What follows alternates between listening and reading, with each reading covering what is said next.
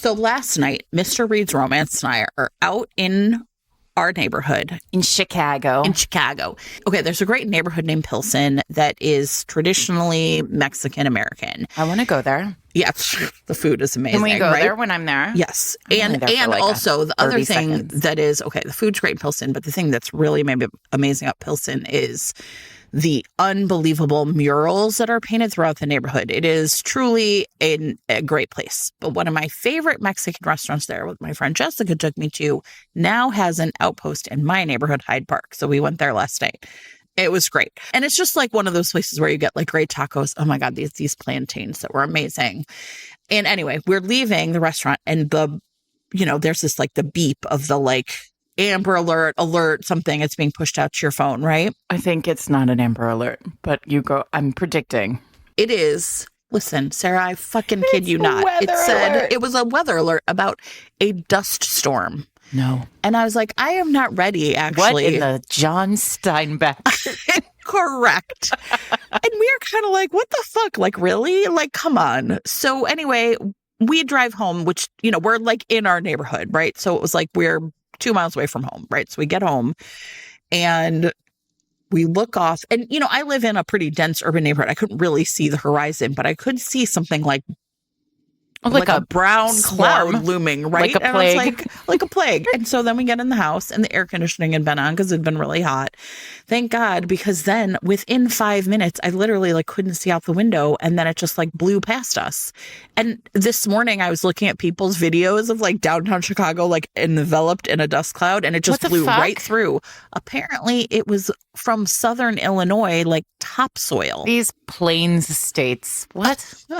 Listen, Sarah, I've lived here for a long fucking time. I've never lived away from water. This is why. I'm sorry, everyone, but like climate change is for real. It doesn't matter how much you shut down. It's happening. So it was wild. That's crazy. And the videos are crazy. I'll put a bunch of them in show notes in case you missed this like strange weather phenomenon. But I don't like the idea of dust in general. Dust bowls. This is why there's a lot of discussion about Westerns right now. I don't want any of that. That feels dirty. Dirty. No, feels like I'm going to have to shower twice a day in a Western. Maybe 3 times. Come in for a midday shower. In those old books when it would be like, he smelled of musk and horse and man. I'm always like... And when I was... True story. When I was 12 and read that, I was like, yeah, that must be great. Now that I'm some other age, still very young, everyone, I'm like, oh no, I know what that smell is. And that smells like a dust bowl. And I don't want it. I don't want it. Well, so, okay. Maybe we should welcome everyone to the podcast. Welcome to Mates, everyone. I don't think I've ever, for the record, I'm Sarah McLean. I read romance novels and I write them, and I'm not sure I've ever said any hero smelled of musk and horse and man. Maybe horse. Maybe, well, only romance horse, though. That's different. Romance horse. Romance horse smells like new car. Exactly. I don't know. Okay, so I'm Jennifer Prokop, a romance reader and editor. And listen, here's the other really fun thing. Summer book tour season is upon us. It is. We're going to talk about Fated Mates Live second. I'm going to get tacos in Chicago. You're going to get tacos in Chicago. And I am also going to be, I'm going to talk about this one first because it comes first on the calendar, which is June 30th. Like romance heroines. The episode's just over. I don't know what else. Can we top that? I don't think so. Welcome, everyone. If you're new here, if you're reading a romance novel and she doesn't come first, get the fuck out. Yeah, get right. the fuck out of that book. DNF. It's not worth it. I'm not kidding when I say I have DNF for that. No, pardon me, absolutely not. Actually, that'll be a good lead into something a book I'm going to talk about later. Okay. We should do an episode that's like things we've DNF'd for. And they should be those kind of things. Listen. Like not racism, which we DNF for, but sure. He comes first. Get out of here. Game over. And only if it is a male-male romance. Right? That's the only circumstances under which a man can come first, because that's the only people coming. I am doing an event with Mia Sosa for her book that is coming out called... I love her so Me too. Mia's so fun. Called When Javi Met Mari, and it comes out at the end of June. And so on June 30th, I will be in Chicago at the a bookstore called The Last Chapter, talking about the book with Mia. And you can find all the details about that on her Instagram or her website, which is miasosa.com. Point of order, we stay not knowing names of books. It's called When Javi Dumped Mari, but that's okay. You're like, whatever. Whatever. What did I say even? When Javi Met Mari. Well, listen. I don't know the titles of anything. I don't even know the titles of my own books. It's fine. We stay Mia, I love on you. Message all the time. From season 1. Correct. So wait, all right. Anyway, it's a great book. It's a second chance romance, like kind of not like friends to lovers. It's got like, anyway, the thing that's really hilarious though is like everyone knows I'm like, I don't know, dumb about Instagram. And Mia was so great because she sent me in Instagram like the promos, right? So I was like, oh, I'll share this to my to my Instagram. How'd that go for you, dummy? Pretty bad, actually. I was like, okay, I don't really know how to do this. So I'm just going to take a screenshot of this picture of me and put it on. So you can like see the arrows, but those are just like fake arrows. You're not going to be able to press on them on my story. And then I tagged Mia and she like literally is so great. She's like, I guess I should have just sent this to you. And I was like, it's fine. You know, if needs must, I'm just going to take a screenshot and put it on there. It's fine. All right. Well, would you please send it to me and we'll put it on the Fada Mates Instagram like normal humans. People. I know. I was like, you know what? I think so. Everybody, Little Romance is coming home this summer, and I'm gonna be like, I'm gonna pay you money to run my Instagram. I don't know what else to tell you. I have zero skills in this, and clearly, I don't want to learn. I'm a smart person. I could learn if I fucking wanted to. So that is the end of June, but then in July, oh boy, these summer storms. It's happening, and I. In a classic Sarah move, have like fully not prepared in any way. And to the point where I don't even know when I'm going to get my hair done before this tour. So if you come out and see me, which I hope you will, because, okay, here's the deal, everybody. It's really my first book tour. I've done events, but I've never done like right. We're on the world tour. Yeah. Fun fact, everyone. Before I was a writer, a million trillion years ago, my very first job, my second job, actually, right out of college, was I worked for a boutique literary publicity firm. And we specialized in authors who were like gigantic, and the publishing houses needed like extra support to like handle their tours, because this was back in the day when like you would send an author out for like 30 straight days. Crazy. And like you just couldn't Yeah. Publishers have other authors on their list. You can't send people with, and they would go with somebody from the house. Like it was real fancy back then. And one of my very first jobs was I did a 22 city book tour with James Patterson. Whoa. Yeah. So I have been on book tours. Right. But you've never been you on were support one. staff. In this, listen, I'm not doing 22 cities and I'm no Jim Patterson, but I am going on a tour. And I really am very nervous that no one will come and see me. So please come and see me. This is me begging you to please come and see me. I'm fun in person. Jen can attest. You are. That is true. And so I'm in 8 cities, including in Newport, Rhode Island. If you're anywhere near Rhode Island, the book is set in Rhode Island and I'm from Rhode Island. So one, if you want to like get a look at my mom, this is your chance. Sure. But if you are anywhere near Newport, I'm doing this. The bookstore in Newport is hosting a like cocktails and hors d'oeuvres like by the sea to celebrate this book, which is so fun. Yeah. It's going to be at a fancy hotel in Newport. You get the book, you get champagne, you get, past hors d'oeuvres. And I'm in conversation with Kylie McCullough there, who is, she was on $1 Million Listing. And now she is the founder of the Newport Ladies Book Club. So it fun. Is sure to be a scene. And I am simultaneously very delighted and cannot wait for the stories that hopefully come from this night. So come and join me for those. I love it. And then I'll be in a bunch of other cities. Links are in show notes. Please come and see me. And then Jen and I and Kate Claiborne. Yes. are going to be in St. Louis. I'm so excited. On July 8th at Novel Neighbor with you guys for Faded Maids Live. So exciting. Like, so exciting. It's about so that. exciting. Yeah. And so come out, hang out with us. We're going to do some stuff that's not for Kate. I'll probably talk about a book that's not for Jen. And then we'll talk about Storms. You'll get a copy of Storms with it, but you'll also get all the fun stuff that comes with Faded Maids Live. We'll have stickers. We'll have pins. We'll have, all of you guys.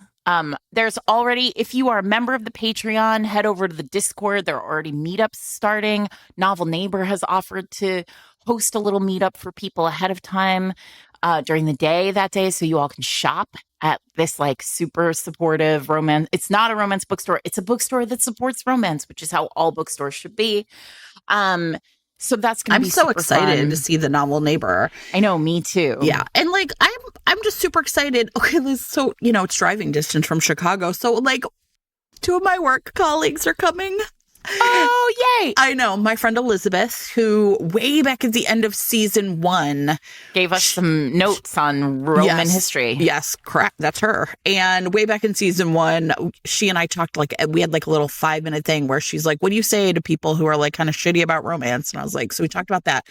But I'm really excited about that. So yeah, 2 Latin teachers in the house. Maybe we can make some Latin jokes. And then... You mean jokes in Latin? I'll brush it up. Sure. Well, no one speaks Latin anymore, so it's a dead language. I actually had to be like, what does that mean exactly? Okay, so anyway, so that's really fun. And then the next night we'll be in Chicago. And then we'll tell everybody what we're doing. And then, or should we wait? Wait.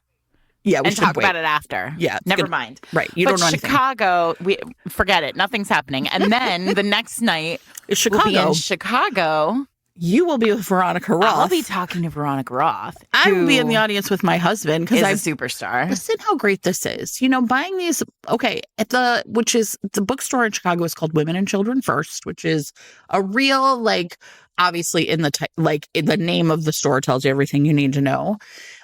They're great. And they have a really cool thing where you can buy 2 people, 1 book, which I think is nice. So Mr. Reed's Romance and I are coming. Women and Children also has a $10 ticket if you can't, like, if you bought the book in another place and you just want to come. And all it does, it's like $10 because the site, they have to rent the site offsite. And so it like helps them get to offsite. But it's basically like for people who, can't do a $30 book, but want to come and hang. Yeah. Come hang in Chicago. Sure. So that is super fun. And I am hoping, I think I will also, some of my work friends will be there. I'll just be in the audience for that one. My middle school librarian, I was telling them, I was like, oh my God, Sarah's coming. And they were like, oh, are you the, I was like, I'm not the conversation partner because I will be, Faded Maids Live. I was like, it's Veronica Roth. And my librarian looked at me like, oh, the Veronica Roth. I was like, 2 E's, the Veronica Roth. The Veronica Roth, correct. And it's just like, they wandered away. Like, I don't even know how to make sense of that, right? Yeah. I do too. Listen, it's very funny because obviously Veronica writes adult fantasy and adult novels, but she also is widely known in young people's literature as being the author of the Divergent series. And my best friend from college has a 11-year-old daughter who is obsessed with Veronica. And so I told my friend, I was like, listen, I'm going to get Veronica to sign the whole series for her, but don't tell her I'm doing an event with her so I can like send pictures and like surprise her with this. That's so fun. But my hope is that I can maybe convince Veronica to do a little voice message for Claire. Oh my God. Or like a little video. You guys can just do a little video on your phone. Like, hey, Claire. So cute. I love it. This week's episode of Faded Mates is brought to you by Alice Murphy, author of A Showgirl's Rules for Falling in Love. I'm really delighted by this book. I've been talking about it in the lead up to it finally being out, and I'm so happy that you all get to finally read it. This one is for both historical and contemporary people. It has dual romances, kind of dueling romances. The original romance, the interior romance, is a historical romance between a really like proudly, stunningly beautiful plus size vaudeville performer in Gilded Age New York and the wealthy theater owner who becomes obsessed with her when he sees her perform. He's looking for an act to open his new theater. And Evelyn is her name, and she becomes this kind of huge vaudeville star. The book is wrapped, though, in this contemporary wrapper where a woman who is an expert in vaudeville performances at the New York Historical Society and the history of vaudeville is approached by a young, handsome, wealthy man who happens to be the great grandson of this legendary theater owner. And he has a kind of Victorian photograph that he found in his great grandfather's papers, in the family papers. And he brings it to Evie, our present day heroine. And he says, "Do you know who this is?" And she happens to be an expert in Evelyn Cross. What we know, though, is that this woman is not his great grandmother. And so there's kind of this wonderful mystery about like, how is the interior romance going to be romancified and how is the exterior romance going to come to pass when there's all this kind of class stuff going on. There's a lot of power stuff going on. The two romances really act as they are in conversation with each other. And it's a really very fun, delightful, excellent book. And I am so excited you all get to read it now.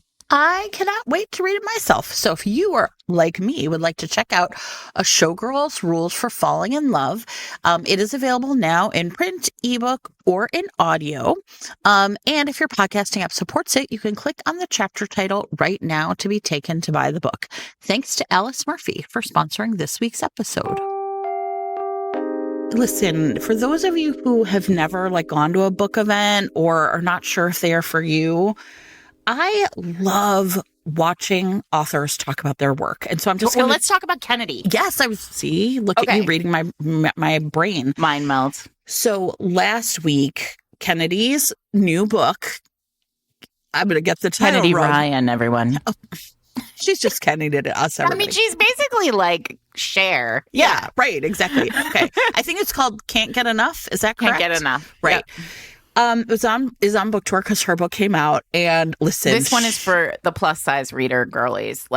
This heroine is just gorgeously wonderful, amazing, takes up space and is incredible, and it's so sexy. So she comes first. Yeah. Of course, listen, Kennedy Ryan would never. She would never. That would be like a cry for help. Kennedy Ryan and Derek Craven would never. Kennedy, I'm actually just appalled at the very thought of it. Anyway, so Kennedy was on her book tour. You saw her in New York.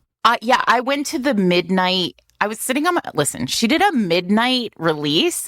Look, this is how incredible Kennedy is. I mean, this is reserved for her. I mean, come on now. You're like a Twilight level. Yes. So I'm on my couch at 11:15 p.m. and I was like, and I had basically said to Kennedy, I would love to see you. I had a mom thing, so I couldn't get to the Union Square launch. But and I was like, I'm going to do my best. But if I fall asleep, all bets are off. But at 11:15, I was like, I'm still up. So I grabbed my keys and I left. Drove to the bookstore, to the Rip Bodice in Brooklyn, walked in, and it was packed to the gills. Yes. With people fans. a clown car, but it was romance readers. She was gorgeous, ebullient Kennedy. Just great word. Thank you very much. You're a writer. Good job. I mean, that is the perfect word. It really is. Kennedy. Yeah.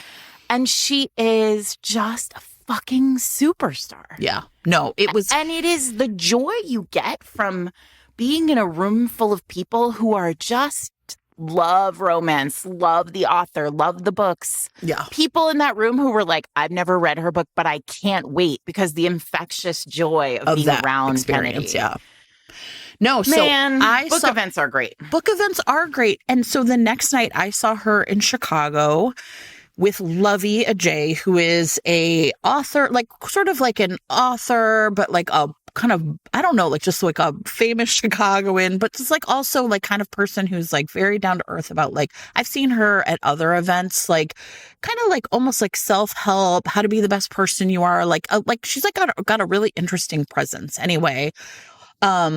So they were in conversation at a theater kind of up on the north side, and Meg from the Discord and I went and then met Jessica, my other friend. And I've got like a huge shout out to Estelle because Meg was on the waiting list. And I was kind of like, Estelle, I hate to like do this. I actually asked you, I was like, how do I make sure Meg can get in? And it was seeing Kennedy talk about her work and like really just, there is no one who is more interesting or thoughtful about what romance is and what it can do and the like beauty and joy of it as a genre. And like her process, like hearing her talk about, you know, research and then the writing and how these characters like live in her brain. And like, I mean, it was spectacular. Her love for her readers, for Black women, right? At one point, Lovey said, like, essentially, like, it's not just the Black women in your books are loved. They are adored.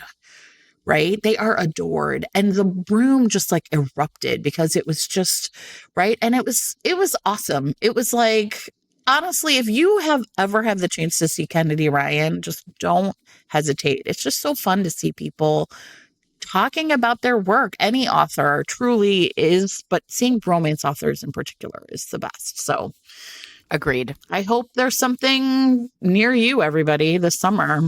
Yeah.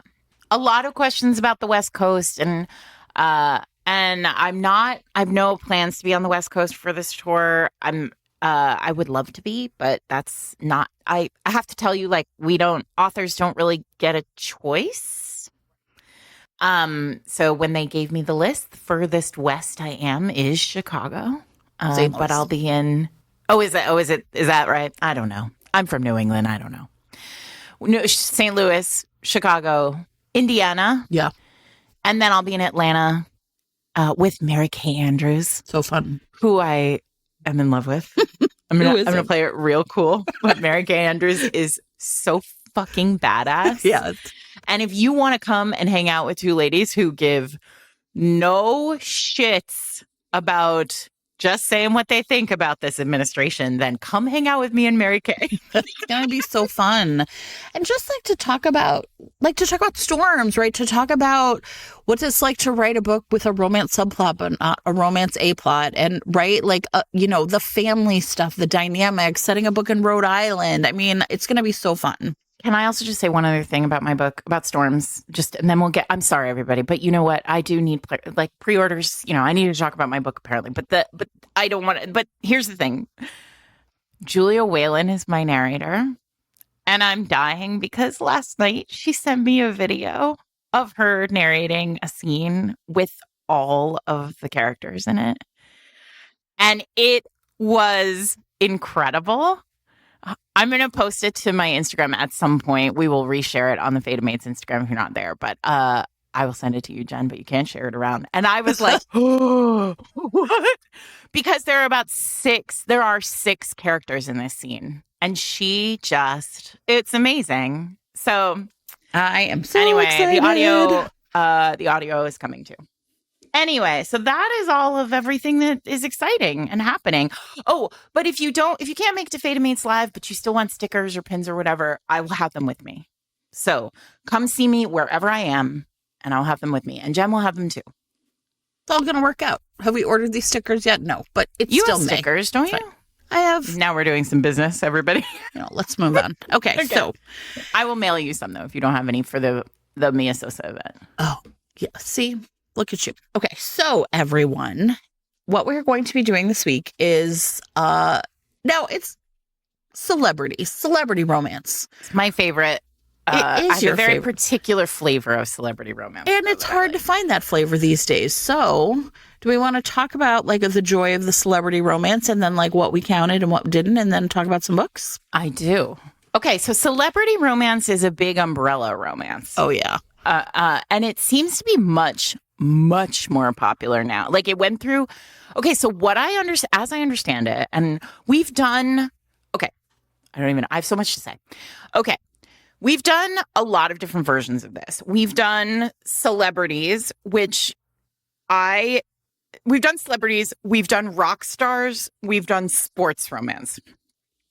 I do understand that many of you out there keep all of these under the one umbrella of celebrity. I do not, in my head, do that. For me, these are three very different books that are doing very different things. And like, I think sports romance is about something completely different than celebrity romance. And I think rock stars live in their own little world because I think like there is the appeal of the rock star is a very particular kind of appeal. So for me, I have set aside sports and rock stars in this discussion. And I'm sticking with TV and film actors. Because for me, the appeal of the TV film actor is a similar appeal to the wallflower rake appeal. Well, wait. And I really love, like, my personal favorite flavor of celebrity romance is celebrity normie. Yes. Like, right. This is what you love. I like a person who has never experienced celebrity at all to be thrust into the relationship with a person who is under constant celebrity surveillance. I like it when there are paparazzi. Yeah. I like it when there is a certain level of like, I can't fit into this world. Yeah. And I think that's because for me, that particular flavor of romance is the closest thing contemporary comes to historical. Mm-hmm. Because it's like sure, governess Duke. Yeah, right. You're a million like, years apart, right? Normal girl, like picked up out of the Scottish countryside, marries the laird of the clan. Like for me, it feels, and it is a very particular itch that is scratched specifically by these books. Okay, I have a question for you, which is... Please. Is this... I will now take questions. Okay. For me, it's funny because I mean, I love that too, but I will admit that when I think of that celebrity normie, the first thing I think of is Notting Hill, the movie with Julia Roberts. Which is gendered in an interesting way. Yes, right? Because she is the celebrity. She is the superstar. And what's his name? Hugh Grant. Hugh Jackman? That's not it. I was going to say Hugh Jackman Grant. too. I was like, Hugh. Okay. Hugh Grant, the Prime Minister of England from Love Actually. He is a bookstore owner who's just like a dumb, bumbling Englishman. And the other thing that's really interesting is he is the main character of the movie. She just appears like a tsunami and then like Julia Roberts, I imagine, appears in people's lives. Yes, exactly. Like if you were just walking down the street and then there was Julia Roberts, it would feel like a tsunami. Right? So it's funny because when I think of that trope, right, it's that movie that I think of first. So I mean, I would say chasing that high in a book. Now I will say this. I don't think I was quite as I didn't have precise. I do have a lot actually of what I have is mostly actors and actresses because I knew that that's what we meant. But then I do have one celebrity normie where he's a rock star. But I was trying to get to that normie thing. But they are not rock star normie is much more common. It seems. Yeah, I think so. Well, I think it's much more difficult to find these days than it was. Okay, so your thing is Notting Hill, right? That's your primordial celebrity normie. My primordial celebrity normie, and everybody's already saying it. Everybody who's listened to this podcast is like, it's obviously Judith McNaught's perfect. Everybody. Okay. Somebody, like, listen, if you are out there and you have not read this book and this is the itch that you need scratched, like, go right now and do it. Listen, it was written in the 80s. It's wacky. It's like he has been thrown into prison because on a set, he's like a mega superstar on a set. He picked up a prop gun. This is different. After the Alec Baldwin thing, he picked up a prop gun. He fired the prop gun at his like wife who he was divorcing. They were in the midst of a divorce. In a scene, there were real bullets in the gun and she died. And he was sent to prison. Uh-oh. You know what? But he escapes prison. Of course. And abducts a elementary school teacher from a Texas rest stop because he needs her car. But it's all fine, everyone, because he drives her into like the Colorado Rockies. Right to the Colorado, right? I don't know, to the Rockies. I'm from New England. I don't know about that geography. That's none of my business. He drives her into the mountains, and then they end up in this like lavish, extravagant cabin that's owned by his like billionaire friend, who is the hero of the prior book. And then they like fall in love in a sort of, you know, idyllic, only one cabin in a snowstorm experience. And it is fucking great. And when she was growing up, he was her like older brother's idol. There were posters of him on the wall. Like, it's a real, like, he is such a superstar. And like, she just gets like swept up into his like dramatic life. And there's it hits perfect. I read it when I was like 14, and this was it. Like, I was sure this was my future. Brad Pitt, get ready. I can't stop it. It's too much. It's too much. Listen, I was just sure of it. Actually, it wasn't Brad Pitt. It was Val Kilmer. R.I.P. This week's episode of Fated Mates is brought to you by Bailey Seaborn, author of All Twerk, No Play. So Victoria has been an uptight, kind of very rigid person for her whole Stop judging me, life. Sarah. She has a very specific plan. She's going to marry a very specific kind of man. She is going to get a very specific kind of partnership, and she's going to land herself on the cover of Forbes magazine because that is what she and also her family expect of her. Problem is that man she was going to marry takes off and marries someone else just days before she is passed over for that partnership that she was expecting to get. And now she is fully at sea. She doesn't have the job or the man. And all she really has is a hope that she might find herself at her personal trainer. So she heads off. She meets her personal trainer, Eric, who is just pure vibes, the opposite of Victoria in every way. This is a man who says yes and figures it out. And this is very perplexing to Victoria, who has never in her life operated this way. But when Eric says, well, what if you prioritize your pleasure? What if you prioritize like the things you love in the gym? What if you prioritize the music career that you have always sort of secretly wanted for yourself? What if you prioritize yourself in the bedroom? And what if I helped? Suddenly, Victoria's got an Eric to help her figure it all out. And the big question is, what if she takes the risk that she was never, ever willing to take before? If you would like to check out a witty, heartfelt romance about breaking free from perfectionism, which probably we should all read, rediscovering creativity, and finding the courage to chart your own path, All Twerk, No Play might be for you. And for a very special Fated Mates listener, it might also help you to know that the pen name Bailey Seaborn is named after 2 West Wing characters. That's true. Exactly. That's all you need to know. Oh, yay. All Twerk No Play is available in print or with your monthly subscription to Kindle Unlimited.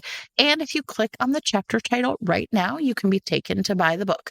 Thanks to Bailey Seaborn, the cast of The West Wing, the cat on this cover, and all the perfectionists out there for sponsoring this week's episode. I feel like there has been a shift that has happened in sports romance and celebrity romance. Okay, stick with me here. I'm with you. In the early days of sports romance, many of them, most of them, were about athletes who were at the, like, essentially at the top of their game as grown men who knew that essentially, like, their career was coming to an end. You know, their knees fucking hurt or whatever, right? And yeah, so Susan Elizabeth Phillips style. Right, exactly. So these were men who are really facing a future where they were going to not be at the top of the heap anymore. And so that's what you got. You got a lot of these, like, they're the king of the hill, right, kind of stories. Now, sports romances are almost always about very young men who are not actually even pros yet, right? They're all like new adult. They're all they're like right? high school, yeah, college, like college, age. kind of like last year of college. I'm essentially right about to become a huge deal. And I feel like the thing is, it's really interesting to me is that now I feel like celebrity romances tend to be, I am no longer, right? Like a couple of mine are like, I'm not a superstar anymore. I was famous. I was a famous actor back then, but now I'm not. How do I live that? How do I get it back? Maybe. Yep. So I feel like there's just been this like shift in like kind of like who gets to be at the end of a career and like making a new, like, right, moving forward the into a new is life. Shifting. Yeah, right?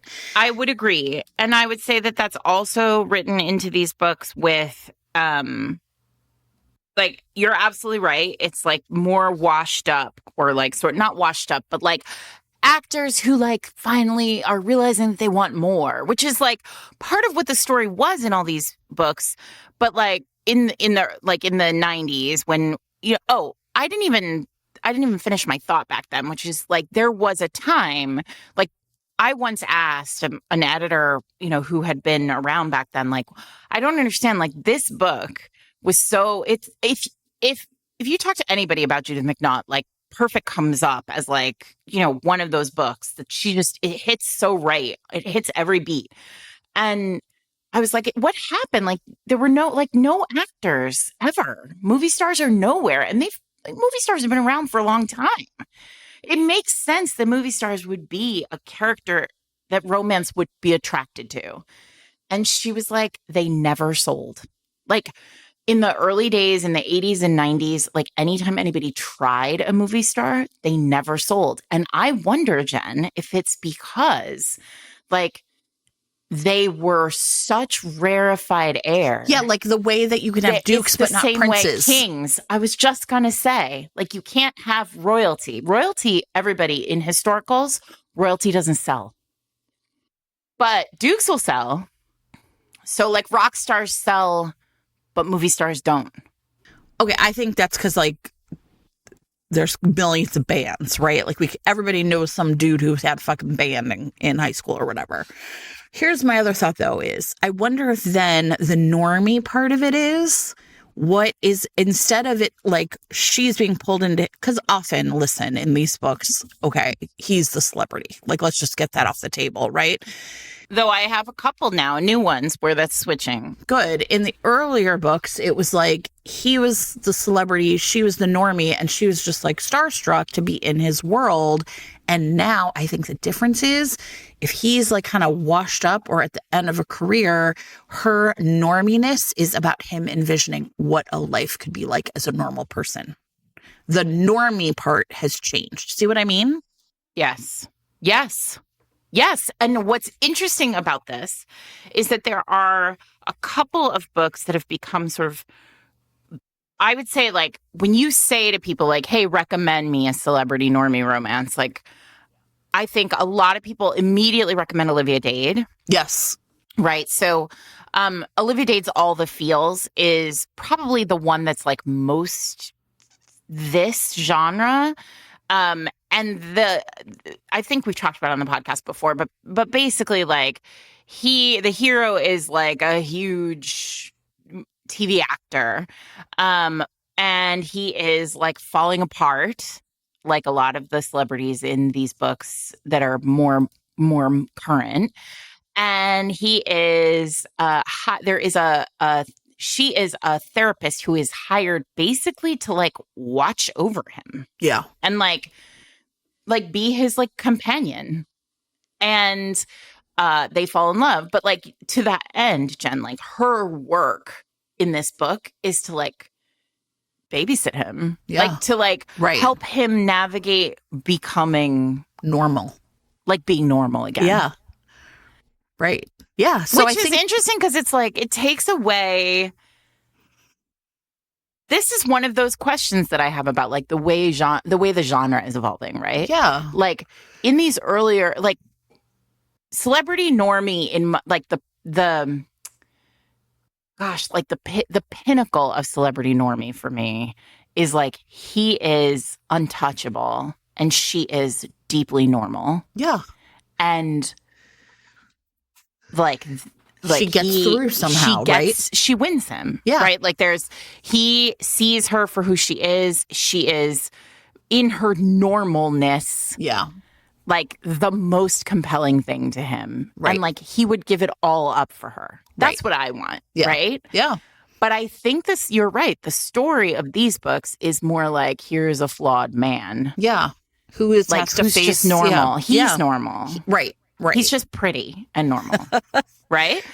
And that's really an interesting. Yeah, I think it's changed. I think all of contemporary romance is over the last 5 years or maybe a little longer has like settled into this like we are all normal. Yeah. Which I think says something about like the parasocial relationship that we have with like celebrity online, like the constant online, the requirements that we have for celebrities to be online. Like we're seeing it, like we're seeing into celebrities' homes. We're seeing them like talking directly to they're using their literal telephone to talk to us every day. Right. And I think that level, so I think, we talk a lot when you are around, and I know that you have your sister-in-law, it works in Hollywood. Like you've probably had this conversation too, where like we don't have like movie stars anymore. Well, that's right. That's the other thing, right? Or even they're like, all touchable, right? In some way. I saw Sinners. Michael B. Jordan is a movie star. He's a movie star, right? Starring in movies that are actually like interesting and like notable, as opposed to like the 700,000th Marvel movie, right? Because it almost seems like what they're I'm sure they're dying to make happen is to have the IP, to have the property be the star rather than the people in it, right? And I think that, right, so then the idea of like, okay, right, who is a movie star becomes a little different when it's just like, oh, you're not Robert Downey Jr., you're just Iron Man, right? Yeah, it's interesting. I mean, like you mentioned Notting Hill, right? Yeah. And like Julia Roberts is a movie star. Yeah. Like when we, and it's just hard to sort of articulate that to a generation of people who like, I mean, my daughter is a perfect example, right? She's 11 and like she'll see, last night we were watching The Italian Job because she's really into heist movies now. Fun. Yeah. And so we've watched all the Oceans movies. That's a perfect example. So Brad Pitt is George in Clooney, the Oceans movie, right? And she like was looking at him and she sort of was like, who's that guy? Like, do I know that guy? Yeah. And then she thought he was, I can't now, of course, that I'm telling the story, I can't remember who she thought he was. Oh, I know who she thought he was. She thought he was Rob Lowe because she's watched Parks and Rec. Sure. So like, she was like, is that Chris Traeger? Who she doesn't know as Rob Lowe. She knows him as Chris Traeger because she's 11. And I was like, no, that's Brad. Like in my head, I was like, how could you make that mistake? How could any human on the planet not know this man? Because he was everywhere when we were. Right. Yeah. When he became a thing. Yeah. No one didn't know who he was. But now it is, you're right. Like if you're not in, I mean, you said Michael B. Jordan and I agree, but Michael B. Jordan was in Black Panther. Like there was that was the movie that made us all know who he was. So that's not the movie who made me know who he was, but like I do see what you're saying. No, I mean made the world. I'm talking about white like people. the universe. Yeah, white people. But like every person, like he can't walk down the street anywhere anymore. Oh yeah. Right. I mean, because he was in Rocky and I mean, like, right.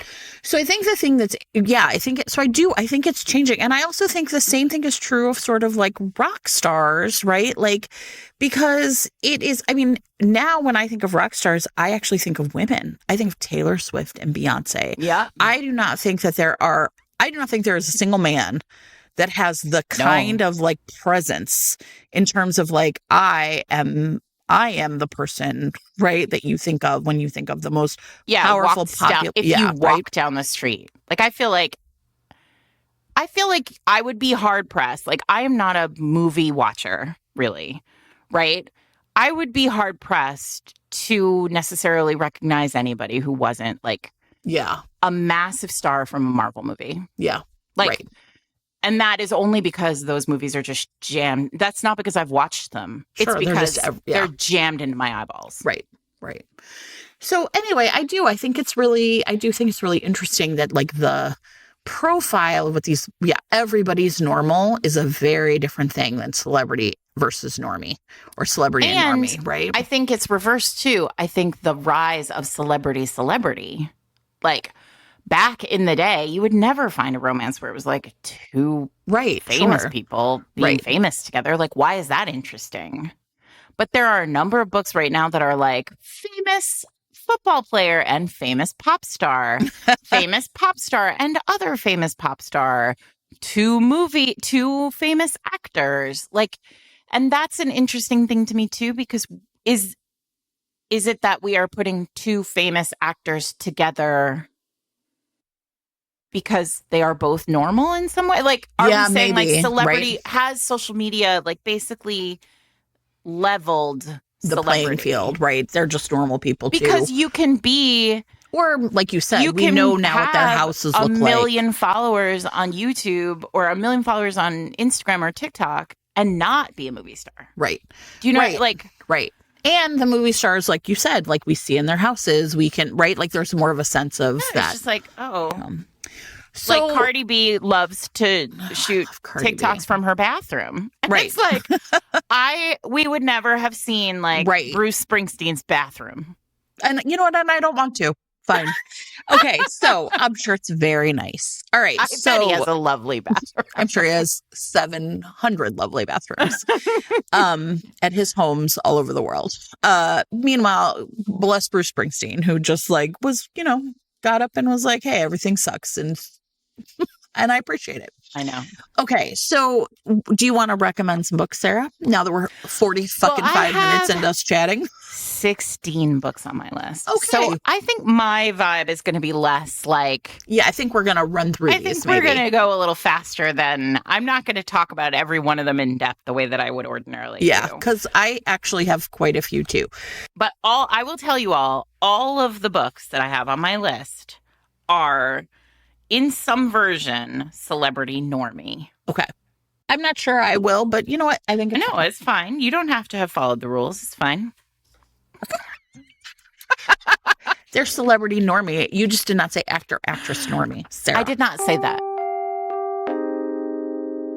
This week's episode of Fated Mates is sponsored by Heartstrings and Hotlines, a single dad hotline book by Avery Maxwell. I love this premise. Okay, so this is the third book in the Single Dad Hotline series. And the way it works is if you are a single dad who, just needs to know how to figure out how to do basic parenting stuff, you could call the hotline and get advice. And in this book, we have Lottie, and she is the one who programmed and came up with the idea of the Single Dad Hotline. So she is like the creator of this. And in this case, her love interest is billionaire Thane. He has just gained custody of his 13 13-year-old sister. And, you know, he's really struggled with sensory issues, social issues. And so he's just like, I don't know if I have what it takes to be a parent. So what better thing to do than call up the single dad hotline? But because Lottie is dealing with corporate espionage, she knows better than to like essentially get involved with a client, right? But she has a slip up and it's with Thane. I don't know. He's just not one to like follow rules and have boundaries. And she is all about rules and boundaries, especially right now, until she can figure out who is trying to ruin her business. So there is a strong attraction between them. And Lottie is just determined to essentially like pretend it does not exist. But Thane's not about to let that happen. He, of course, moves in next door. And so proximity plays a factor. And now we have two people who should not be involved getting involved, and secrets, espionage, and sisters all on the line. Well, if you love the idea of this hotline and all the shenanigans that come with it, then this book, Heartstrings and Hotlines, is the book for you. You can get it right now in print or ebook, or with your monthly subscription to Kindle Unlimited. If your podcasting app supports it, you can click on the chapter title right now to be taken to buy the book. Thanks to Avery Maxwell for sponsoring this week's episode. Let's talk first of all about my favorite, which is one is a literal celebrity and one is a very normal person who does not have an interesting, who does not have like a job that is. There are also a lot of like romance novelist, you know, fake dates a celebrity. This is a different thing for me. Like, I think we have to set that aside. I'm talking about like The Hollywood Jinx by Soraya Wilson, which is a small town librarian. Sure. Who is trying to like save her tiny small town. And she writes a letter to this like movie star and is basically like, please come to our small town harvest festival. Shut up. And he comes because he's like, you know, he's got a film crew with him. And he has this he's like got this, again, a sort of like bad reputation as being like a Hollywood rake. And he has decided that he is going to like take himself on this like tour of normal world. And he's going to bring a film crew with him, and it's going to help him like find put good into the world and like renovate his reputation. And he gets there, and Jane, the small town librarian, is like his tour guide through this small town in how many times have I said small town? This is a small town romance, I think it's everyone. A small town romance, everybody. Wait, keep going, and then I want to ask the question. He's just there for 2 weeks, and so this is one of those situations where like it's all sort of very tightly constrained. The big question and the big conflict of this book is like, how will this work between the two of them when, did I call him Rick? I should have called him Nick. His name is Nick. How will this work when Jane and Nick have to part? And like, he goes back to being like, basically like, you know, everybody's beloved, like heartthrob who, you know, chases everything and is, you know, a perfect rake. Yes. Okay, wait. Before we go further, can we discuss what the buckets are so I know how to make the buckets? I was going to bucket as we go, but yeah. Let's do it. So, okay, so this is my first one, like sort celebrity, of normie. Deeply normie. Yeah, okay. And celebrity, right? Like he is like a movie, or she or he is a movie star. I also have, and then I have the next, which is he's fallen and she's normie. Okay. Okay. Yes. Then I have Second Chance. We knew each other. Yes, that's when I was going to say we knew each other. We knew each other before you were a celebrity. Mm-hmm. And then celebrity. Do you have any of those? I don't have any of those. Then I have we are working together, but like I'm not a celebrity. Like what I said, like Olivia Dade's All the Feels would be that example. Would be that like, one. Okay. She's a companion. She's hired as his companion to like keep him on the straight and narrow. Or I have multiple bodyguards on this All list. right, I'm not mad. Okay. So can we put working together with celebrity normie just like... Yeah, let's do it. Okay. I have no feelings about this. This is just me in my head. No, Welcome this will to my help head, me. Everybody. I do have one celebrity that I want to talk about, but maybe we can put it in like just like he's fallen because that's what it is. Okay. All right. So celebrity normie. I have and I've talked about this before, but I would like to mention again because I talked about it on the Ticking Clock episode, Fan Service by Rosie Dannon. So I talked about it on the Ticking Clock episode as essentially being like he's about to turn into a werewolf again, but this one could actually go in every single one of these buckets, which I love. Devin was the star of a TV show like The X-Files called Arcane. And he is listen, nobody loves a himbo like Rosie Dannon. And I like that for us. He's he loved being on that show because he loved the character on the show. He was like, I feel like I'm a better man because I played this guy, which is not really how these things work. Mm-hmm. Alex was she was a teenager when the show was on, when it started, and was like a huge fan. In fact, was like kind of head of the fan club and ended up like having, hosting a huge like web forum on the show. And they had an interaction when she was a teenager, when she went to like a con to get like an autograph, and she overheard him sort of making fun of her costume. And she was like, fuck that guy. But she was so enmeshed with the friends in the fandom that she stayed in the fandom and never told any of them about it because she didn't want to break their hearts about what a jerk he was. Now it's, now the show is over and it's years past the show has ended. And Devin is essentially this washed up actor who magically turns into an actual werewolf one night, which is what he was on the show. Perfect.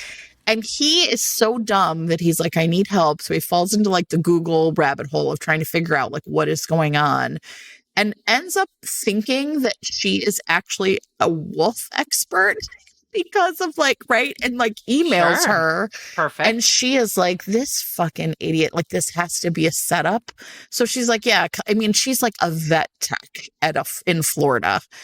And her dad actually is a literal wolf expert. And anyway, Devin shows up in town and she's like, wait, this is real? What the fuck is going on? But like quickly realizes that he really does think something is going on. And she, with her vet knowledge and her dad's wolf knowledge and her knowledge of the show, vows to help him figure it out. But she really is a normie in the sense that she had, I don't know, like a tortured high school years. And like the show really made her feel like I don't know, like someone. And then now like kind of the shoes on the other foot, she's the expert and he's like this dumb Hollywood idiot who can barely do anything.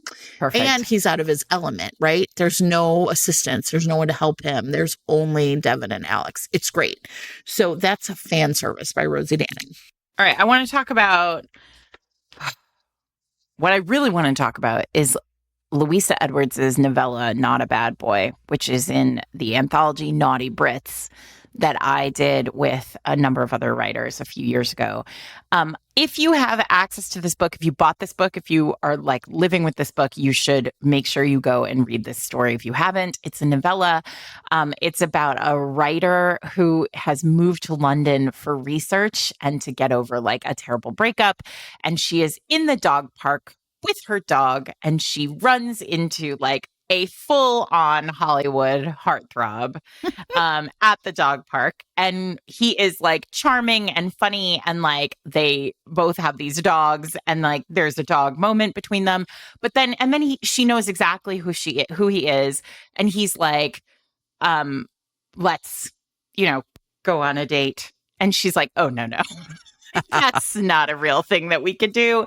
And then he tempts her because he happens to know she needs to get into like the British archives for some like piece of research. And he's like, well, I know everybody at the archives. Let me get you there. And he gets her into like he gets her like private access to like this very like private thing at the British archives. And then they have some naughty British archives moments. Anyway, Louisa, as I understand it, is releasing this novella very soon, and we will shout about it when it is released, because you should all go read it. But if you do have an old copy of Naughty Brits, you should read that because it's great, and it's basically Tom Hardy fanfic.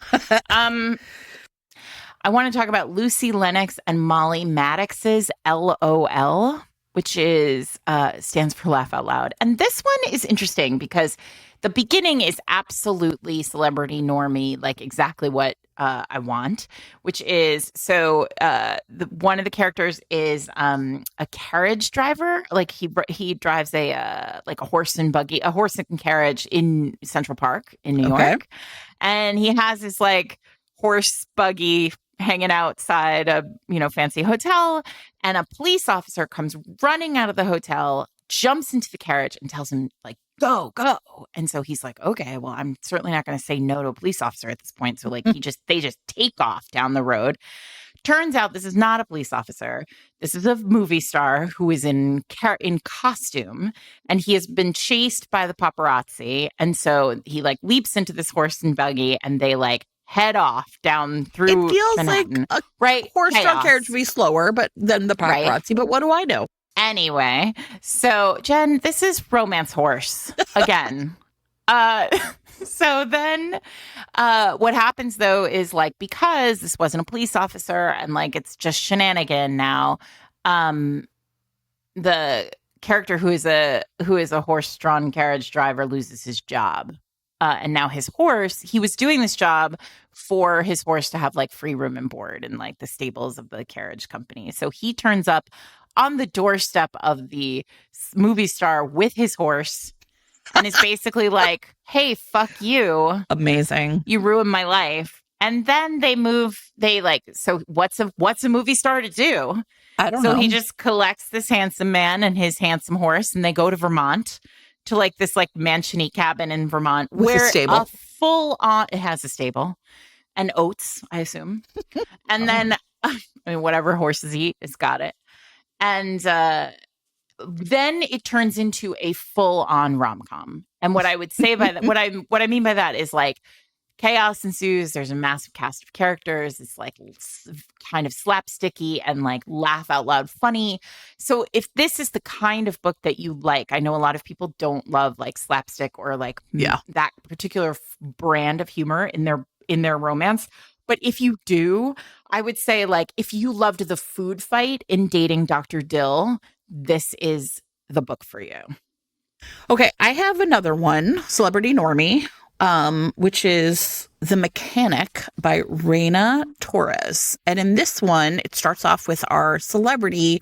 Her name's Blake, and she's like a famous actress, but like I essentially view her as like Melissa McCarthy, right? So she's always cast as like the sort of funny sidekick best friend rather than being like the leading lady in these movies. But she is really well known. She's had a couple of like really famous roles. And so, but she's just not like everybody, I think it's pretty clear they sort of established that she's like kind of plus size maybe, or just like not beautiful, but she's like a working actress that like kind of everybody would know. Anyway, the book starts with her actually waking up in a car. She's sleeping on the side of the road, and a cop has like said, she's not on the side of the road, she's at a rest stop, but it's the middle of the night, and a cop like essentially is knocking on the window like, are you okay in there? And the cop recognizes her, and she like gets out and kind of feels like, he's been really kind to her to like check in on her. And she realizes though that like this maybe will like come back to bite her, because the person chasing her will then like know where she was if this guy like posted on social media. And so you're like, hey, what's going on? Then we go to a little town in Montana, and we meet Adam, who is a mechanic, who essentially like, apparently this is part of a Brotherhood Protector series. And I haven't read any of the other books, but the lead Brotherhood protector is like, do you want to work for me? And he's like, no, I just want to be a mechanic. He's moved back to this town because his sister lives there and she was a single mother, and he wanted to support her and his niece. Like, right, his sister was pregnant when he came back home from the military. So he's like, I've got my hands full. Well, then the next time we see Blake, she has essentially spent all of the cash she has to like trade in her car and buy this like beat up VW Rabbit, or like Beetle maybe. And it like, she crosses into this town, which is where she was going. She has like one friend who she used to work with, who was also a movie star, who's like, come visit me. And she kind of is like, I can go to Sadie's house and just like figure it out. Well, her car dies in Adam's parking lot, and he's like, let me help you. He can tell that she is exhausted, really overwhelmed, does not recognize her, but is like, well, I know everybody in town. If you're going to Sadie's, I can take you there. And so she agrees. She is like, this town's too small for Uber, I guess. I also think this is an older book. Takes her to Sadie's, and then Sadie's kind of like, oh my God, I'm so happy to see you, but like, why are you here? And then it's like Sadie's husband is like, come in, and then on CNN, we see Blake is like missing, right? So it's like now a big news story. And she was with Zoe, another actress, and they had been working on a movie, and both of them have disappeared. And this is when we get sort of Blake's story. Like, she walked in on the producer, essentially kind of pressuring Zoe to have sex, right? And she gets Zoe out of there. And like, kind of Zoe's like, just take me back home. It's fine.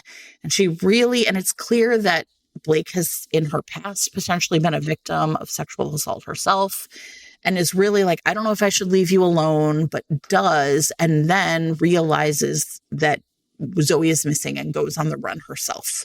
So essentially the story is like, they're both missing, but in fact, Blake is on the run, and she is really worried that the guy she interrupted, right, potentially has made Zoe disappear. So it's a bit of a mystery and kind of like a Hollywood romance. And what I liked about this is, Adam, of course, is just like, of course, his protective instincts kicked in and all that stuff. He's like really into her from the beginning. But the whole idea of like, my celebrityness cannot protect me.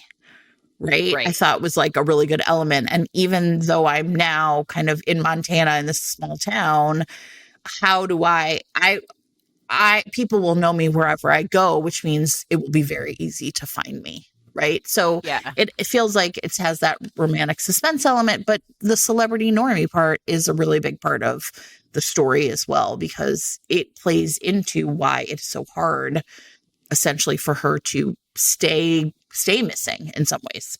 So that's The Mechanic by Raina Torres. This week's episode of Fated Mates is sponsored by Blue Box Press, publishers of Lexi Blake's Built to Last. So this is book 3 of the Park Avenue Promise series, about 3 young women who make a pact in high school to always be friends, but also make it big in Manhattan. And in this third book, we have Harper Ross. She's always dreamed of working on one of the magnificent brownstones of Park Avenue because her father owned a big construction company.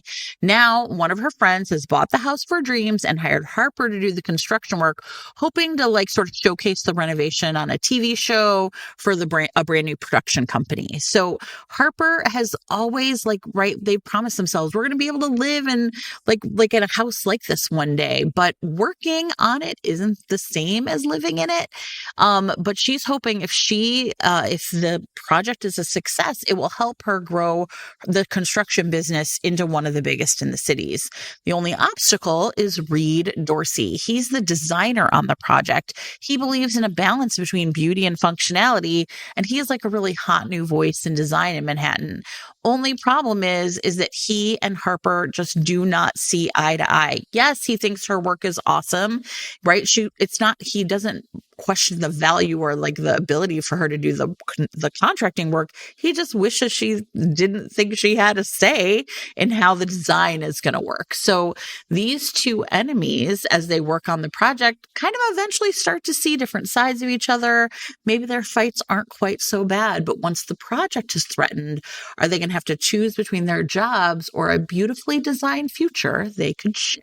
Well, if you love a workplace enemies to lovers romance, this one is perfect for you. You can read it right now in print, ebook, or audiobook. And if your podcasting app supports it, you can click on the chapter title right now and be taken to buy the book. Thanks to Lexi Blake and to Blue Box Press for sponsoring this week's episode. I have two that are Normie, who is a celebrity lookalike, falling for celebrity. Like the stand-in. I've talked a lot about the stand-in, so that's one that I just want to make sure we put on the, By the way, everybody, if you don't know this, you can go to fatedmates.net, click on show notes, and every book that we talk about will be in a beautiful photo array. So I just want to make sure Lily Chu's The Stand-In is there, because the premise of The Stand-In is that the heroine of that book looks like a very, very famous movie star who just needs a break from her life. And so the movie star kind of like convinces this woman to just trade places for a month. And while she like goes off and does some stuff, and she has to like pretend to be the famous movie star, including with the hero of the book, who is the co-star of the famous movie star's movie. Fine. Decoy Girlfriend by Lily Vale is a very similar concept, but the setup is just slightly pivoted and actually really charming, which is the main character of this book, the heroine of this book, has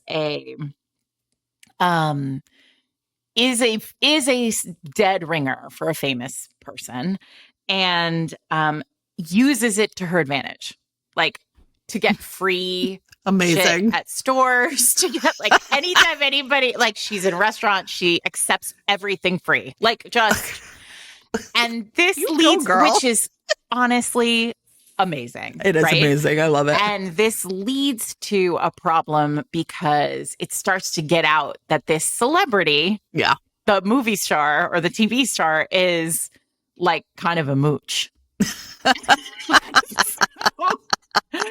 And then the movie star finds her and is like, what the fuck? Okay, this is amazing. I love it. And basically says like, okay, I am you owe me. Like, you owe me. So you owe me a month of normal. And so they trade places. And she falls in love with the person who is like the movie star in this case is in a it's the movie star who's in a fake relationship with her co-star for like PR purposes. And so they have to make the switch. That's great. That's great. I mean, what a like nice spin on it. I love it.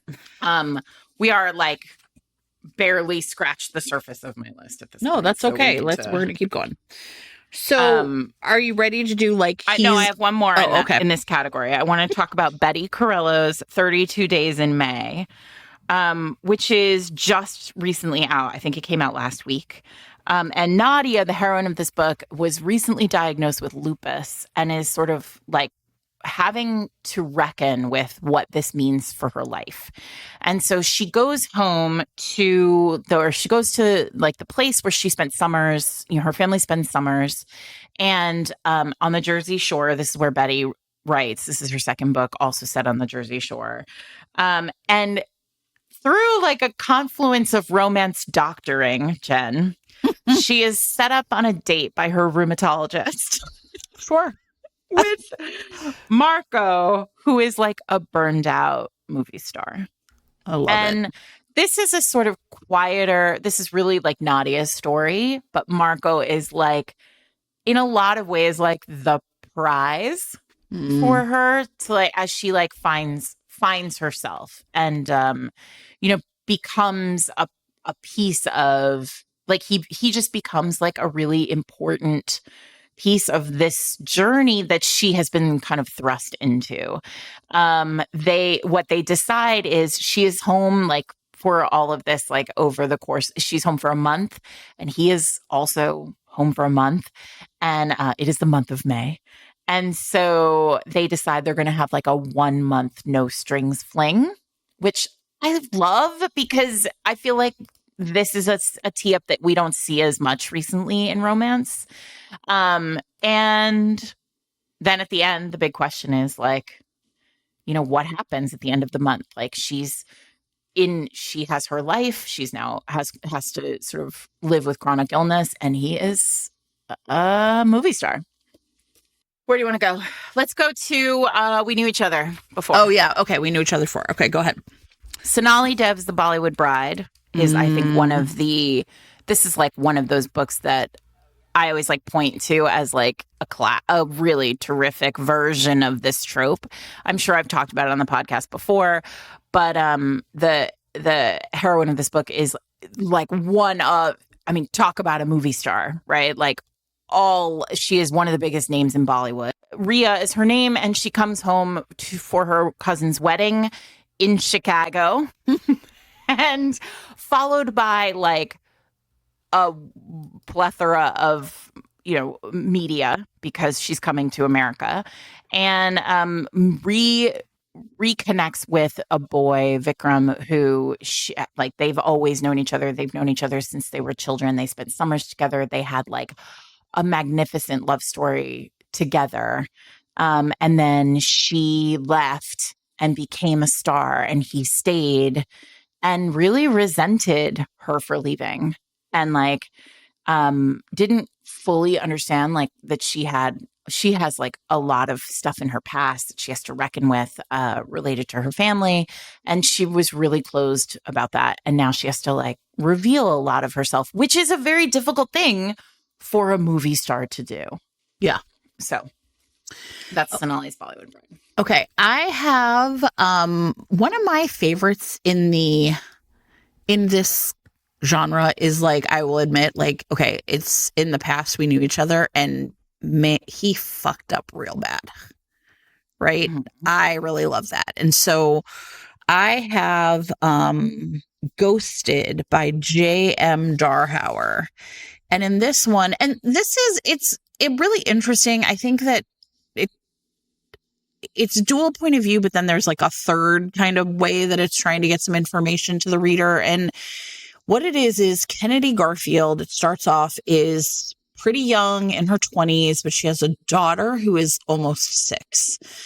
And it turns out that she, when she was 17, ran away with her high school boyfriend, who was like essentially going to make it big in Hollywood. And his name is Jonathan Cunningham, but his stage name is Johnny Cumming. And I was like, oh boy. Oh boy. And what happens is he becomes addicted to not just like the fame, but also to like alcohol and drugs. And they have a really they had a really rough time. And the way that you get the past is that she essentially like kept like a journal or notebooks, but like wrote about them almost. I'm not sure that element works really well for me, but whatever, it doesn't matter. It's like wrote about almost like as in like third person, like this is what was happening, but like you did this. Anyway, so that's how you find out kind of like what he was doing. And you don't really find out the truly bad stuff till the very end, which I think is smart, because he essentially, it's clear from the beginning, has never been allowed to know his daughter, because every time he showed up, he was either drunk or high, and she's like, you can't do this. And so he is finally sober, and he is filming like in the city. This takes place in upstate New York. And he gets injured actually trying to save somebody. He like saves somebody's life. Like there's a huge paparazzi scrum, and someone almost is like in traffic, kind of gets pushed out into the road, and he saves this person. And the movie he's most famous for is a superhero character, but you know, his addiction journey is well documented in the press and in the paparazzi. And so he has his like 1-year sobriety token. And so Jonathan essentially is kind of like, I want a chance. Like, I heard what you said. And there's a lot of layers to this book. I think it's really smart. It turns out that, you know, Kennedy's mother has died in the previous year, and her father has also been like struggled with addiction or alcoholism, and is 20 years sober. And so like it means something to her to see Johnny's like 1-year token. And so trying to figure out like whether or not she's going to allow him to essentially like be a part of not just her life, but their daughter's life, given the way, like how destructive he was when he was in the throes of this. So I think if you're looking for like super angsty and all of that business, then you would really like Ghosted by J.M. Darhauer. I want to talk about Melanie Harlow's Small Town Swoon, where this is best friend's older brother. Melanie's one of those writers who like has never met a trope that lives on its own. Like she needs like 6 or 7 tropes layered into each other, which is why her books read so quickly. But this is best friend's older brother. She when they were young, when they were like, she was 16 and he was 19, and she had a like wicked crush on him, and she confessed her crush to him and he was like no, and then he went off and he became like one of the biggest movie stars in the world, and then his star started falling. He couldn't get a gig that like was really doing that would succeed, and so he went to a psychic who told him, a Hollywood psychic who told him, like, you have to return to like your place of peace. And so he goes home.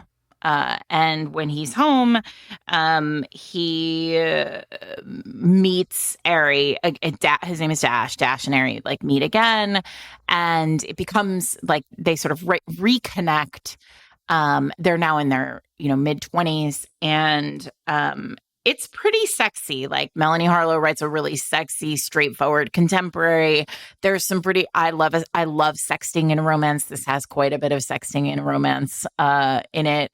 And it's just basically like, again, a kind of like celebrity. He is a gigantic movie star. He's recognizable, or he's very recognizable in the town. And and it is that sort of back and forth of like, but it also layers in that you're my best friend's older brother. It layers in that like the embarrassment that she feels from the first time she confessed her like unreasonable crush on him, like, and his rejection is in there. There's a lot going on in this book, and I think you'll have a fun time reading it.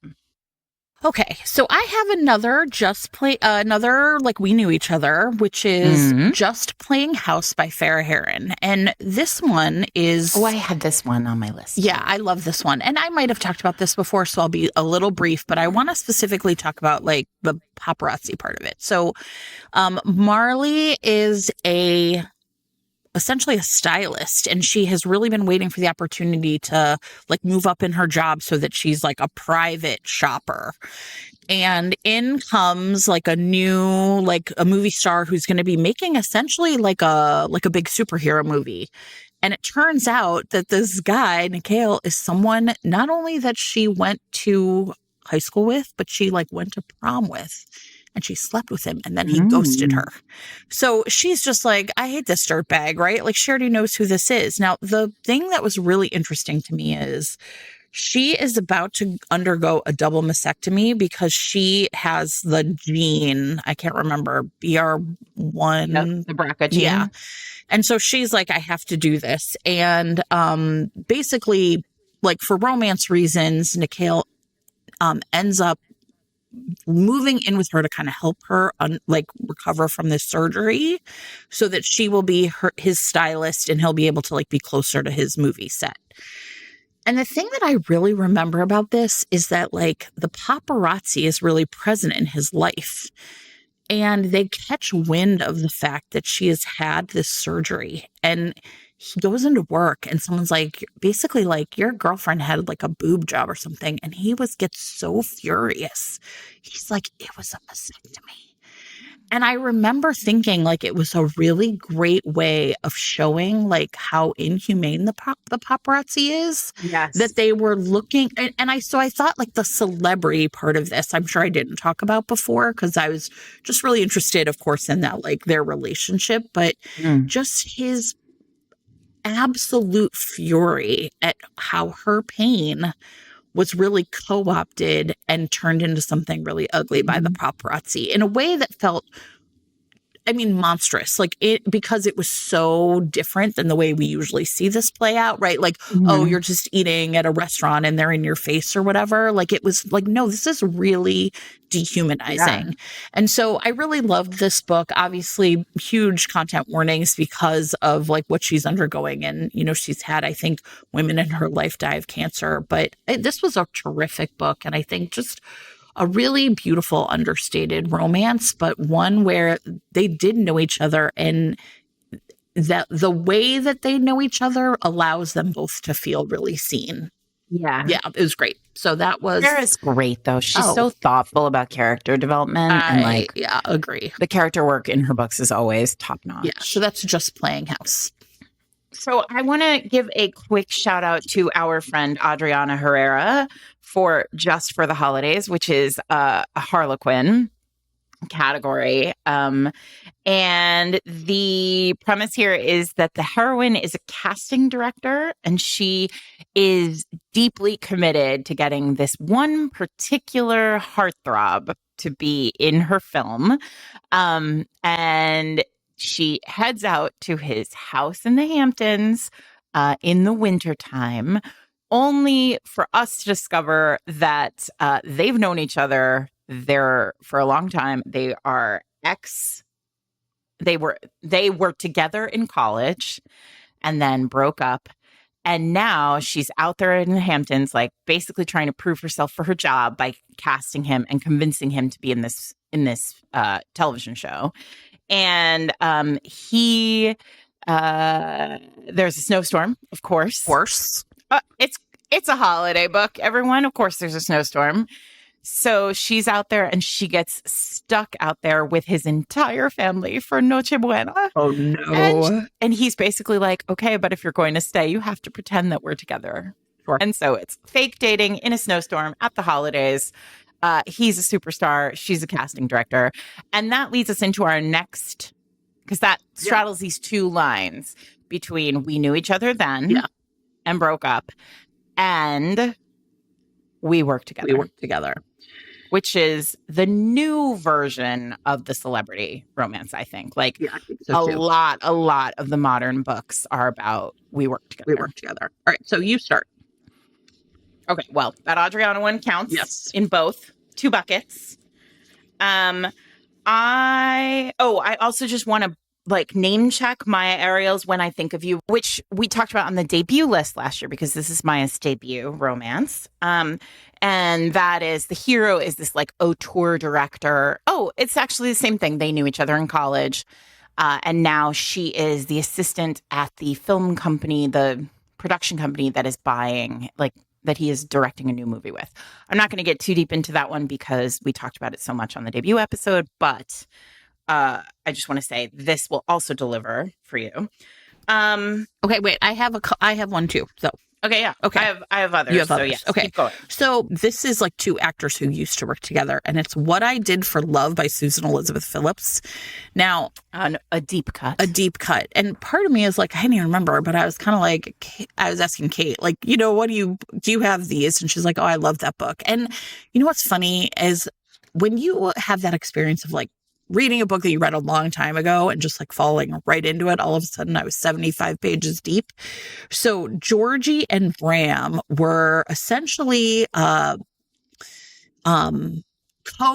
actors, right, on a really famous and wildly popular sitcom for 8 years. And they both started when they were like in their teenage years. I think she was younger. He was 18. She was 15. And so it was on for 8 years, and now it's been off for 8 years. So she's like 31. And it's really interesting because Georgie is like sort of one of those child stars with a really overbearing father, right? Like everyone loved her character, and she still kind of gets a lot of like accolades for it. But her father still kind of has her thumb on her, like her career, and has been making some bad choices, and she doesn't like the movies she's been in. But he has invested her money really wisely. So she's like really rich. Now, Bram was this like wild child, bad boy, right? Partied and did all this crazy stuff. And finally, the reason the movie or the TV show came to an end was because he got caught doing like a sex tape. And it was like this do-gooders, you know, kind of characters could not survive the real life shenanigans of Bram. And then there's this great, like, God, you know what? Nobody leans in like Susan Elizabeth Phillips too. They had terrible sex the first time because oh no, she's the greatest. Georgie essentially goes to like kind of crashes one of his parties when she's like 18 and he's 21 or something or whatever. They were young. She was young. And they have sex and it is awful. Like it's on a boat and he just takes her downstairs and they kick somebody out of a room and they have sex and he just like walks out and it's awful. So she is now humiliated by like her husband left her. She wanted a baby and now he and his new wife are pregnant again, right? That's just terrible, terrible stuff happening to her. And then they go to Vegas and she goes to Vegas to meet a friend. Bram is there. Somehow they get really drunk. Someone else roofies them and they wake up the next morning married. Nice. And basically she's like, neither of our reputations can take the scandal. So we're going to have to stay married for a year to just like weather the storm. And like, that is the setup. That's probably the first 75 pages of the book, but it is I was just like, oh, I felt right back into it. So yeah, the whole idea too of like, he's the one who is just ruined his reputation, his career, can't get a job, right? Is like a drunk or an alcoholic. And there's all this like kind of innuendo and gossip about all the bad things he's done. And I remember a big part of it is like her discovering, you know, what was the truth about them. And of course they're going to fall in love. Oh, perfect. I love it. I know. I love it when they fall in love. Me too. Me too, Sarah. This week's episode of Fated Mates is sponsored by VEDENTRO, a leather goods company out of California. So the cool thing about this company is right now they sell two kinds of wallet. And one is a pocket wallet, which Sarah's going to talk about in a minute because she loves them. I'm obsessed with pocket wallets. Yeah, it's just like you put a couple of cards and room for a license and you don't have to carry around a big bag. You can put it literally in your back pocket, which is where I carry mine. I'm obsessed. I don't carry a bag. I love a pocket wallet. So this is very exciting for me. And there's also an international bifold wallet, which is so wide that you can carry currency from around the world in it. It's just not like an American wallet. So the really cool thing about this company, though, is that the outside of the wallet looks like really plain, right? Like just sort of, you know, like kind of standard wallet colors, right? Black or tan or navy. But when you open it, it is a beautiful, vibrant leather. And there's all this information on the website about how carefully it's tested. I've handled these wallets. It is just a beautiful item. So this would be I particularly like this because the name of the company is VEDENTRO, and what we're saying here is vedere in dentro, which means look inside. Look inside, exactly. So cute. Yeah. So if this is a really great gift for you, potentially, but also Father's Day is coming up soon. And so if you're like, you know what, every man needs a great wallet, maybe you want to check out one of these really beautiful, like beautiful leather. It is designed in LA, but like made in a small workshop in Florence. They're spectacular. So right now you can head to vedentro.com. That's VEDENTRO.com. And listeners can get $25 off with the discount code FATHER at checkout. And if you sign up on the website, you can receive an additional $45 off in an email for a total savings of $70. Again, that's vedentro.com. Or if your podcasting app supports it, you can click on the chapter title right now to be taken to the website. Thanks to vedentro.com for sponsoring this week's episode. Okay, so work together. I also have, I have a deep cut. How about Julie James's Just the Sexiest Man Alive? Have you read this one? I think we might have talked, yes, for sure. And I think we might have mentioned this on our first celebrity episode. Oh, did we? Maybe, okay, well then, listen, that was a long time ago and I didn't go back and look. But, you know, maybe we could put a link to that in show notes too. But okay, here's the deal with this one. So Julie James writes about lawyers. This series of hers is like lawyers, like FBI agents, like public defenders, like all sorts of people related to law. And in this particular one, the heroine, Taylor, is a lawyer who has been asked to consult on a film and train an actor for his new role as like a crackerjack trial attorney. And so she ends up with Jason, who is quite literally the biggest movie star on the planet. And they basically can't stand each other at the beginning of this book. And it is terrific. Like, it's like they resent each other. Like, they're both in this situation because for, you know, particular reasons related to like their each of their jobs, each of their reputations. And it ends up that obviously they fall in love while all of this is sort of going on. And there's also like a little, Julie always has like a little bit of like suspensey, not like a light touch suspensey background. And it's just Julie James. We've done a deep dive on this one, or not on this one, but we've done a deep dive on Julie before. She's terrific. Yeah, she's great. And you are going to have a great time. And this is her debut. So if you start here, you have the entire series before you, and you're going to have a great time. Yeah, she writes a great book. Okay, so I have one more we worked together, kind of, which is an interesting one. Again, I've mentioned this book before. I really loved it. It's Into the Woods by Jenny Holiday. And in this one, Teddy has just been kicked out of or left like the world's biggest rock band. And he was always like, he was never the star of the band, right? Like he was just like the guy in the background who, you know, played guitar or something or drums. I don't remember because it didn't feel important for me to remember that information about Teddy. But anyway, he gets essentially like talked into, he doesn't really quite realize what he has signed up for.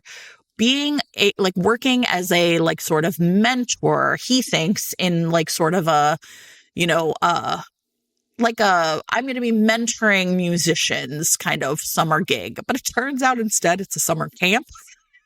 And these are high school kids. And amazing. Yeah. And the other, and it's like dedicated to the arts. And so along with him is Gretchen Miller, who is the dance instructor. She's only there for like the first part of camp. And she also essentially has been kind of tucked into it. Like a friend of hers, you know, broke a leg or something and she needed someone to fill in. And so these two kind of work together, but like Gretchen is like a normal working artist and Teddy is a superstar working artist. And so what I liked about it is that they are on equal footing in a way, even though he is clearly just like way bigger in profile and stature. And so it's really interesting to see him reconnect with what he loved most about music through this experience of like working with kids who loved music and with other artists who just love what they do. And so it's like a really interesting thing where what I think is great about this, even though he's not an actor, so I know I'm a little off the boundaries, but it's really great to see him reconnecting with himself as an artist as compared to himself as a celebrity. Right? Yeah. Okay. So yeah, I love this like one. That. Yeah. So I like that tee up because it always feels a little bit like, I mean, I like it when love and romance like refocuses you. Yes. Right. Resets you. Recenters you. Yeah. Yeah. So anyway, I love this book a whole lot. That's Into the Woods by Jenny Holiday. Okay, wait, we said we're doing work. They work people together. Work together. Yeah. Okay, so I want to talk about Nora Goes Off Script by Annabelle Monaghan, which is like very recent and kind of is a book that it feels like a lot of people have been talking about recently. So again, I don't want to get too, I'm conscious of time, but but the premise here is that Nora is a screenwriter. And her marriage has she's like a fine kind of middling screenwriter. Like she does the job, like you know, she has never had a like huge thing. And if you know anything about, you know, Hollywood, it feels like, for her, it feels very much like she has got to figure this out before her whole career goes down the tubes. But she writes for like Hallmark Channel, and she, like I said, does fine. So her husband leaves her, and he leaves her and her two kids, and he like it turns in this kind of like terrible way. Like it's just clear that like he just is the fucking worst, and she just is stuck holding the bag. But she decides that she's going to write the story of her marriage collapse, and she writes, you know, arguably like the best work of her life. It's picked up for film, so it's like she's leaving the Hallmark Channel behind. And then, like, because of romance reasons, they decide to film it at her house. Sure. Which is totally feels fine. I don't care. That sounds right. And then they cast like this again, sexiest man alive. Listen, if you're writing a celebrity romance and he's not the sexiest man alive, what are we even doing here? I couldn't tell you, right? They cast the sexiest man alive to play the husband. And so, you know, everything is fine. The movie happens. And then, they kind of have a fine, like a kind of will they, won't they, like, you know, bantery experience. And then the crew leaves. The movie is done, and he is basically there, and he's like, I love your house. Like, I love this place. I want to stay, and I would like to pay you. I will pay you $1,000 a day for rent. You can stay wherever you want, sir. If I can just stay the week. And Nora's like, shit, $7,000 is a lot of money. And yeah, okay. And so the book is the week that Leo stays with Nora. And she has to like learn. It's this perfect setup for it's not second chance between them. It's like Nora's second chance. And it's basically like this week of her like learning to trust herself and her own emotions and her own feelings, and like take the risk on a new person who also just happens to be like the handsomest movie star of all time. Seems like a nice deal. And $7,000. You go, girl. Yeah. Right. Okay. I have content warning, children. Okay, I guess I could jump right up there. So listen, everybody knows I hate kids in a romance. But what are they doing there? Okay. This is great. So I have a book called Set Piece by Lana Schwartz. And just full disclosure, I did work on this book for 831 Stories. These 831 books are novellas, like novella length. They're essentially category length, like, you know, 200 pages, which is so great. And in the set piece, Jack and CJ meet when she is a bartender, and he is like a newly minted star. Like, essentially, he just, whatever he was in just totally blew up, and he is like, I have no idea how to even really deal with this. And they have great chemistry. She kind of saves him from some like really overzealous fans, and they end up having a one night stand. And then like, that's that. And then years later, I think 4 or 5 years later, he is now sort of has been a star, but like, is kind of like, I'm tired of my stardom. And shows up on set for an adaptation of The Great Gatsby, only to find out that CJ is not a bartender anymore. She is now the production designer for the film. And so it's really interesting because they are now working together, but they have this past of this like one night stand. And so, you know, they're trying to figure out like, what is it that could be between us? You know, she is a single mom. He is not the father, everybody, but she's a single mom now. She has gone through some things in her life. And so she's really different. And she's kind of like, I cannot afford to like ruin my reputation by having like a quick affair with this movie star. And he, of course, is like, oh my God, this woman I've been thinking about for years, here she is in front of me. So it's really great. It's really like snappy and fun. And that is Set Piece by Lana Schwartz. Nice. I want to talk about Funny You Should Ask by Alyssa Sussman, which it feels like it was the face that launched 1,000 celebrity romance ships a while back. And so Alyssa Sussman basically took, a while back there was a kind of famous story about Chris Evans and a journalist, like kind of getting like trapped in a weekend together, like where it was supposed to be a couple of hours and it ended up that they spent the weekend together and like this great piece came out of it. And Alyssa sort of took this idea and ran with it. And the tee up was that, the heroine of this book is a journalist, and she gets this kind of like once in a lifetime opportunity to interview a juggernaut, movie star. Does this interview, and same as in life, ends up spending a weekend with him that is like exactly what you imagine. Ends up at the end of this weekend. So this book is told in two timelines, and it has a little bit of alternative texts, like articles and other things in it too.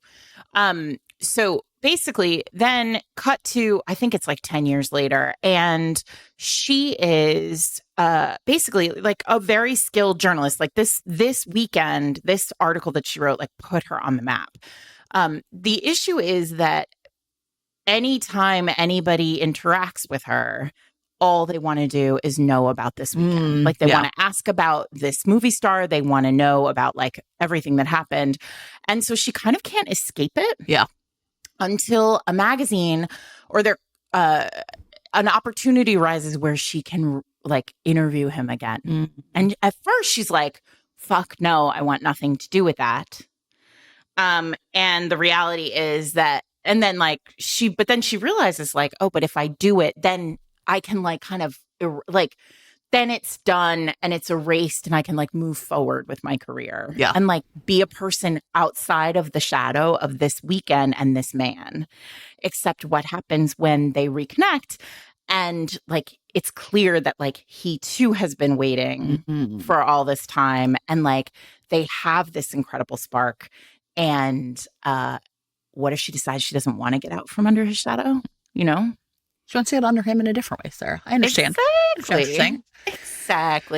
So that's Alyssa Sussman's Funny You Should Ask. It is it's a very fun read. It's like a long, slow burn. But it's really fun. Okay, I only have one left. It is a long, slow burn, but I think I'm leaving behind They Work Together for He's a Total Wreck. I have He's a Total Wreck too. Okay. And then you can do all your Bodyguard romances. And then I have two more. Okay. And I have two Bodyguards. Okay. So it's the Mixtape by Brittany Cherry. Again, this is another, he's a musician. And he is a total mess, actually, for a really legitimate reason. His name's Oliver, which is he was part of a kind of music group with his twin brother, Alex. And he and Alex were coming home from an event, and Oliver was going to I think leave on his own. And Alex was like, I'll come with you. I don't think Oliver was driving. I think it was like an Uber or something. And they were in a car crash and Alex died. So his twin brother, who is also his musician partner, died. And poor Oliver is not handling it well. So he runs he's somewhere and I think it's again at a bar, and he meets Emery, who's a bartender, and he is very drunk. She doesn't know how to get him home. She has no idea, right? Like he just is completely unable to even help her get him to a safe place. And so she ends up taking him home to her house where, I mean, this man is such a mess that he like pees in her houseplants and pukes on her car, like things like that. Just like really terrible. And then because of like the blowback from all the publicity and the paparazzi, she ends up getting fired. And he finds out about this, and he is a good guy, and he feels so terrible that he basically offers to kind of pay her rent and make sure that she is financially taken care of. And they end up in this situation where it is just like a really slow burn where, you know, we see her terrible family. I mean, these are traumatized people who really have to work through a lot of things on their own. And like you said, this is a very slow burn, but like really drama filled when you see what they are dealing with. So if you're in the mood for something like really soapy, right? Like these people are going through it, then you would really like The Mixtape by Brittany Cherry. They figure it out at the end, of course, and are in love, of course. I have 2 bodyguards. All right. And that's it. Do it. So I love a bodyguard. Sarah, I don't think we've ever done a bodyguard episode. We have. Didn't we do it with Nana Malone? I don't know. Okay. Now we're checking. Jen's checking, everybody. We're going to go to the tape. We don't know. At this point, it's 7 years in. What have we talked about? I have no idea. Who can even tell? Okay, I want to talk about 2 bodyguard romances. The first one is Catherine Center's The Bodyguard, which is one that everybody should run and read because it's really fun. And especially because Hannah, our heroine, is the like badass bodyguard in this book. And she can just take a man out if she needs to. And in many ways, we discover. But the hero, Jack, is a superstar and he has a stalker. And Hannah has been hired basically to like protect Jack all the time. She is his girl, his go-to, his body girl. And but so because of all this, like, so they're, you know, working together. And then his mom gets ill, and he has to go home. And he certainly doesn't want to tell his family that he has this stalker and he has a bodyguard. And, you know, there's a reason why, you know, because he doesn't want to worry everybody. This makes sense. Like, he's a decent guy. And so he's like, Hannah, we have to go home, but I think you're going to have to fake being my girlfriend. Obviously. Okay. Another really good, we've talked about this on the fake relationship episode. Everybody knows, like, I have a real problem with a lot of fake relationship books because the like stakes aren't there. But my mom is sick and I don't want to add the worry to my family that like I also have a stalker. Sounds good. So my bodyguard has to be my fake relationship. Feels like the right level of angst and stakes. And so that's Catherine Center's The Bodyguard. Everything works out great. No one is killed by a stalker in this book. And then I saved my best for last, QB Tyler. Oh, you know, I love QB, my girl QB. This literally was the first one that I put on a list. I love this for you. Okay, so this one is called Keep Her Safe. And Shay, our heroine, is young and she's like a rising star. She's like everybody's like, this is the it girl of it girls. She's like Zendaya. And instead of having Tom Holland just like pulling her through throngs of paparazzi, which, as Adriana would say, the short king society. Correct. Fine. Welcomes him. Listen, that was really hot. And I don't love a short king, but we love that. Sure. I mean, I really enjoyed that. Anyway, that's a side note. So Shay, she has this bodyguard, Damien. And Damien is all the things. He is big and brutish and quiet. And he's like obsessed. He like, of course, is fully obsessed with her. He is like, I'm too old. Sure. I'm too rough. I am too broken. She is too perfect. That's how they all should feel, Sarah. It's fine. This is, frankly, all heroes should feel this way. Yes. She has a stalker.